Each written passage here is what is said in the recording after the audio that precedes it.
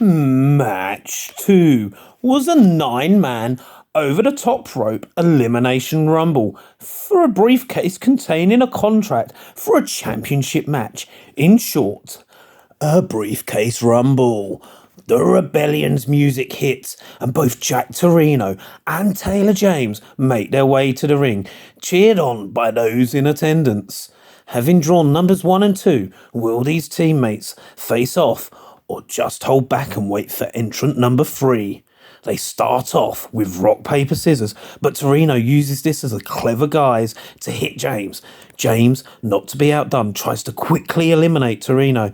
He hits him with a gorgeous dropkick, followed by a violent, nasty chop. It was glorious to behold. Neither man is holding back as Sassy Bear Clarence music hits.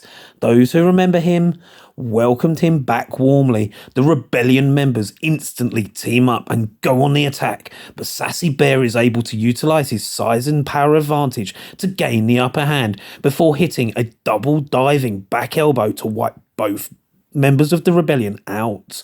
He picks the Rebellion up and chucks them over the top rope, but they manage to survive as they both skin the cat to stay in the match.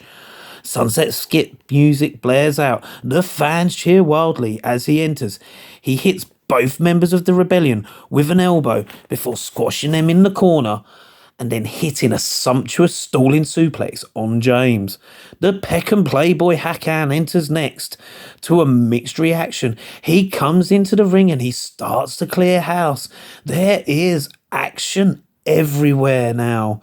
It's complete chaos and carnage as Danny Darko emerges, beer in hand, and makes his way to the ring with a gift for all. That's right, folks, a Darko punch for all in the ring. Darko hits a chop on Sassy Bear, but all this does is fire up the big bear. Dude Riot enters in at number 7. As the chaos and carnage continues, Sassy Bear and Skip take charge using their size to their advantage in all the pandemonium. Brett Semtex enters in at number 8, looking intense as he rushes the ring and uses his brute power to hit F5s on Torino, James and Darko before tossing them one by one. Darko, then Torino, then James, one after the other, over the top rope and out of the contest. Semtex would brutally kick Dude Riot to eliminate him from the ring. Sassy Bear is next as he gets clotheslined over the top rope by Semtex, and Skip just gets tossed over the ring like he is nothing. Next, Hakan gets bounced like Superman over the top rope onto the others outside. Semtex has literally wiped everyone out just like that. It is absolute insanity beyond belief to see a ring cleared so quickly by one man. Leonardo Darwin would enter as the final competitor, and he demands the mic. He starts heckling and berating the fans. All the while, Semtex is eyeing up a sneak elimination on his stable leader.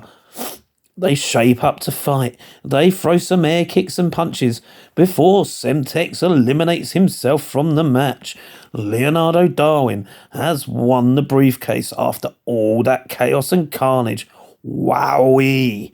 This match was incredible. Just chaos, carnage, and adrenaline pumping action from the very off. Every fan loves a good rumble, and that is exactly what we got. Torino and James looked impressive. They held their own throughout. Sassy Bear looked imposing and dominant. Skip, ever the fan favourite, got in, and he did his thing. Darko brought his own sense and style to the match, as he always does.